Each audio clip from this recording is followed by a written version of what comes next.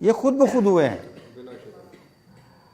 اور آج آپ دیکھیں کہ دو سطح پر نعت کا سلسلہ ہے، ایک ڈیلیکیٹ سطح پر، تخلیقی سطح پر، اور جو ادب کی لطافت ہوتی ہے اس کی سطح پر انٹلیکچوئلز نعت کہہ رہے ہیں، شاعر نعت کہہ رہے ہیں.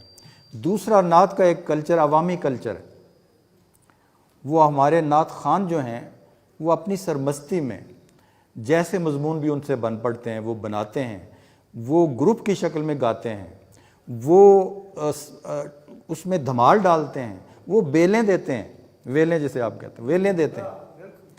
تو ایک انہوں نے کلچر ایسا ڈیولپ کیا ہے کہ اس کلچر کے اندر جو انہوں نے دفاعی مورچہ بنایا رسول اللہ صلی اللہ علیہ وسلم کی ذات گرامی کے حوالے سے، ڈیلیگیٹ سطح پر بھی اور عوامی سطح پر بھی، اس کے اندر کوئی ویسٹرنزم پینیٹریٹ نہیں کر سکتا. یہ بہت بڑا دفاع ہے.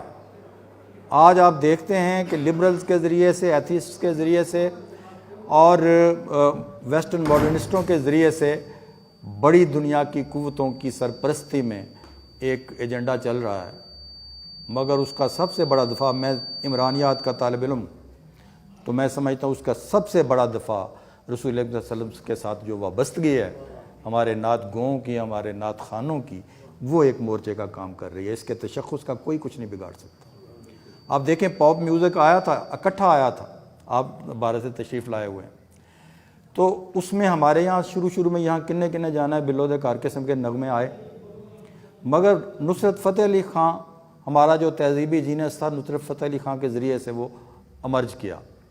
اس نے ایک توازن قائم کر دیا اور سروں کو بھی سنبھال دیا، کنٹینٹ کو بھی سنبھال دیا. اور آج ہمارے تمام کلاسیکل گھرانوں کے، آپ میری تائید کریں گے کہ کلاسیکل گھرانوں کے جو بچے ہیں وہ عارفانہ کلام گا رہے ہیں. یہ کتنی بڑی شکست ہے اس پاپ میوزک کی، یلغار کی، جو ہمارے کلچر کے اندر ملٹی نیشنلز کے لیے، مارکیٹ اکانومی کے لیے ایک سازگار فضا بنانے کے لیے بھیجا گیا تھا. اور ہم نے ہرگز وہ کپڑے نہیں اتارے جو آپ کے پڑوس میں اتار دیا گیا. یہ فرق ہے. تو میں یہ سمجھتا ہوں کہ نعت جس تیزی سے، میں ایک اور بات بھی کہا کرتا ہوں، میں نے بلکہ عقیل عباس جعفری صاحب جو ہمارے بہت بڑے محقق ہیں، ان کی بھی گزارش کرتا ہوں ان سے کہ کوئی ایسی صورت کریں کہ جو ہمارے تخلیقی، دو طرح کے نعت لکھنے والے ہیں، ایک ہیں جو روایتی نعت نگار ہیں اور کچھ ثواب کے لیے بھی نعت لکھنے والے لوگ موجود ہیں. ایک وہ نعت نگار ہیں جو غزل لکھتے ہیں، نظم لکھتے ہیں، اور وہ اس روز جب پہلی نعت کہتا ہے خود اپنی تخلیقی صلاحیت کی ایک عرفہ ترین جو سطح ہے اس سے روشناس ہوتا، اور وہ اس کی پہلی نعت اس کی دوسری تخلیقات میں بھی اس کا فیض اور برکات جو ہیں وہ جاری ہونا شروع ہو جاتی. میں نے جب پہلی نعت کہی تھی غالباً وہ تھی کہ دائرہ جس میں سما جائیں جہانوں کی حدود، آئینہ جس میں نظر آئے عدم کا بھی وجود، ایک لمحہ کے ملیں سارے زمانے جس میں، ایک نکتہ سبھی حکمت کے خزانے جس میں. تو مجھے یاد ہے سراج منیر مرحوم نے مجھے کہا تھا جب یہ نعت میری فنون میں چھپی، تو اس نے کہا علی صاحب اب اس نعت کی برکات آپ دیکھیے گا. میں تو اس کتاب کے آنے کے بعد کی برکات بھی دیکھ رہا ہوں.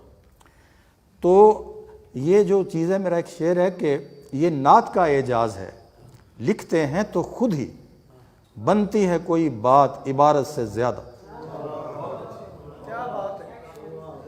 اور دل غزل وادی کا شہزادہ ہے کن حرفوں کہیں، دل غزل وادی کا شہزادہ ہے کن حرفوں کہیں، کیا سکون دیتی ہے ایک ایک ساعت مدحت ہمیں. تو وہ جو کہتے تھے شاعری جو ہے وہ تصویر حیات ہوتی ہے، تو وہ تو بہت پیچھے رہ گئے. یعنی اگر اس معیار پر دیکھتے تو آپ کہتے ہیں علامہ اقبال پاگل ہوا ہے، اس کو ارد گرد کے حالات نظر نہیں آتے. یہ کہہ رہا ہے سبق پڑھ پھر صداقت کا، عدالت کا، شجاعت کا، لیا جائے گا تجھ سے کام دنیا کی امامت کا. لیکن علامہ اقبال نے ایک مردہ قوم کو زندہ کر کے کھڑا کر کے آپ کو دکھا دیا. اور یہاں تک بس نہیں کی، ترکی لے لیں، ایران لے لیں، افغانستان لے لیں، پورا مسلمان ورلڈ لے لیں. آج رشیا کے خاتمے کے بعد اگر عالمی سامراج کے سامنے کوئی کھڑا ہے تو وہ کلام اقبال کی اور رسول اللہ صلی اللہ علیہ وسلم کی ساری مدد سے اور سپورٹ سے کھڑا. اور یہ کشمیر کیا ہے آپ کا دیکھ لیں. اب دیکھیں اتنا مایوس ہونے کی ضرورت نہیں. کشمیری جدوجہد آزادی کی جنگ لڑ رہے ہیں. کہوں گا کہ آپ دیکھیں کہ افغانستان میں جو 50 ملک آ کے بیٹھے ہوئے ہیں یہ کس لیے بیٹھے ہیں؟ افغانستان کے لیے بیٹھے ہوئے ہیں. اگر یہاں سے کوئی ایمرجنس نہ ہو تو کیوں بیٹھے ہوئے ہیں؟ پھر اللہ میاں کی اور رسول اللہ صلی اللہ علیہ وسلم کی خاص نوازش جو پاکستان پر ہے یہ بھی اپنے ذہن میں رکھیں، اور اس کا جو ذمہ داری ہمارے اوپر عائد ہوتی ہے اسے ادا کرنے کے لیے اپنے ذہنوں کو، اپنے دلوں کو تیار کریں. جہاں جہاں مسلم ورلڈ میں کہیں ایٹمی آثار موجود تھے دشمن نے اس کا کباڑہ کر دیا، تباہ و برباد کر دیا.